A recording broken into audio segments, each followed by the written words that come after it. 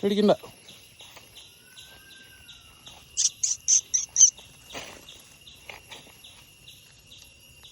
കേട്ടോ, ഒരു കിണറിൽ 2 നായ്ക്കൾ വീണുണ്ടെന്ന് പറഞ്ഞിട്ട് വന്ന്. അപ്പോൾ ഒരു ഉപയോഗശൂന്യമായ കിണറാ.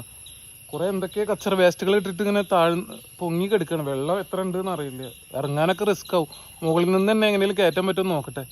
പാവങ്ങൾ ഇങ്ങനെ കരഞ്ഞുകൊണ്ടേ ഇരിക്കുന്നത്. ഞാനത് ഇപ്പം എത്തി, നമുക്ക് ട്രൈ ചെയ്യാം. അങ്ങനെ ഞാൻ ശ്രമങ്ങൾ ആരംഭിച്ചു കേട്ടോ.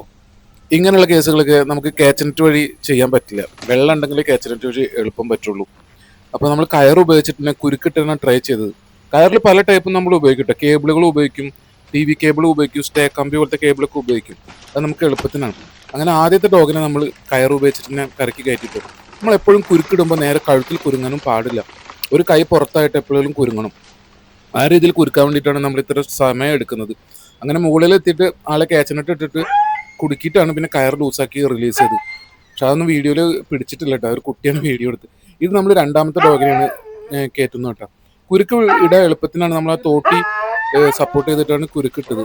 അങ്ങനെ രണ്ടാമത്തെ ആളെയും നമ്മൾ കയറ്റി റിലീസ് ചെയ്തു. ഒരുപാട് സന്തോഷമുണ്ട്. എന്നെ 2 പേരെ നമ്മൾ രക്ഷപ്പെടുത്തിട്ടോ. എന്തായാലും ഒത്തിരി സന്തോഷം. എന്തായാലും പ്രപഞ്ചത്തിന് നന്ദി പറയണം. എന്തായാലും എല്ലാവർക്കും നന്മകൾ വരട്ടെ, നല്ലത് വരട്ടെ.